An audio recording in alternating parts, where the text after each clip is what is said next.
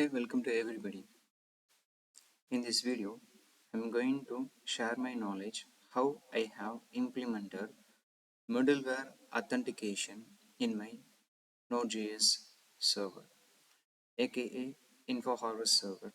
Recently, I have uploaded many videos about how I have developed and also developing an SaaS software, e-commerce SaaS software by using Flutter and the Node.js as a backend. So for this, here in my Node.js server, I need to authenticate and also I need to show the user's profile data inside my Flutter application. So I will show you the design here. Here you can see. So these are the pages I have recently designed for my Flutter application. And one of the thing here I need to implement is that I need to show the user's profile name here. So for this, I need to grab the particular each and every specific user's data. So for this, I have developed a route inside my Node.js server. So let's explore the how I have done this middleware authentication in my Node.js. Before, recently I have uploaded many Flutter videos. One of the video is how I have done middleware, wrote middleware in my Flutter application. If you didn't watch it, I will leave it as a card. Have a glance on it. Okay. So here I have created a route. The route here is the user route, which is for the user's specific data. So in this, it is the Git methodology. So here I have mentioned the route URL slash profile. Next, in between, I have passed a function called Authenticate, and this entire route is an asynchronous route.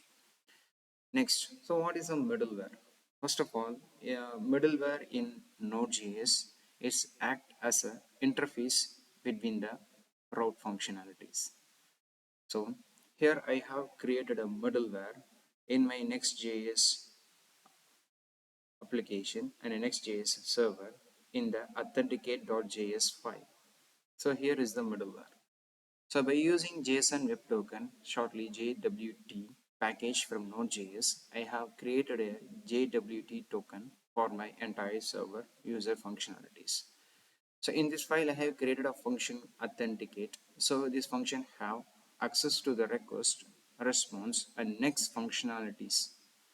So here from the front end side, I will grab the user's token, which means I will grab the user token data. It can be a unique characteristic token, and I will check the token. If there is no token, which means the user is unauthorized. So I just return a response of 401 unauthorized. 401 unauthorized. Next, if there is a token, then I need to verify the token. So simply what I have done, so I just have verified the token, and this token is mingled with a token key I have added in my env file. You can add your own env, and inside the env you can add the token key as of your choice. Next, this has a promise of error and decoded. If it is has an error, then the user is forbidden. Next, if the decoded ID is written, then it will pass to the next functionality. So once this authenticate function is completed, automatically this route will be passed to the route handler in this section. So how this authenticate acts? So whenever users any other parameters is brought up from this profile route, so first the profile route's parameters are passed to this authenticate functionality for the JWT token verification.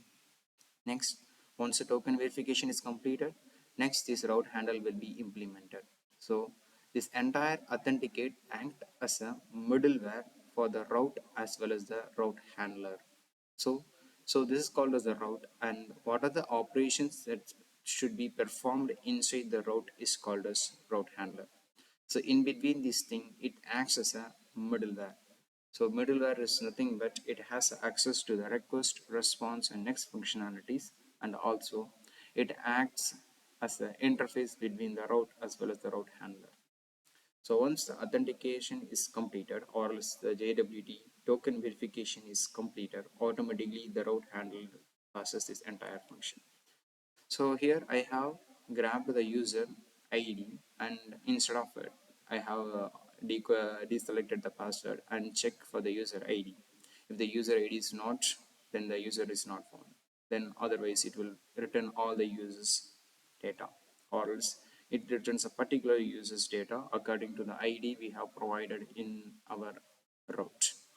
So I will show you, or else I will draw the structure of this entire thing in my Paint software. Okay, so here we have a profile route. So this profile route will get a token. Maybe it's kind of a random kind of a thing. Imagine this is the token.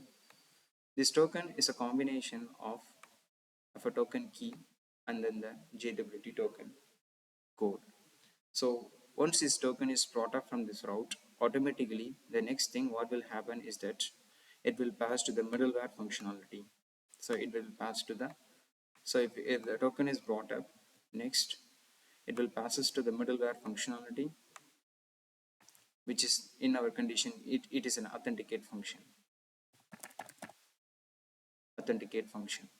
So in this function, what we have done, we have checked for the route verification, or else we have checked for the token verification. So by simply checking for the token key and the token, it will verify the user token. Next, if this is successful, automatically it will passes to the next route handler, the route handler. So here in our condition, the route handler is nothing but this try catch method is the route handler. So once the route is authenticated, when the middleware function is passed, next automatically the next functionality which is included in this JW verification will pass this entire thing to the route handler. So to this route handler. So if it is not passed, whatever the issue is brought up, or else whatever the error is brought up in this authentication, so automatically it will passed as a response from the server side. It can be passed as a forbidden or as unauthenticated. Apart from this, if you got any error from this route handler, it will be thrown in this response.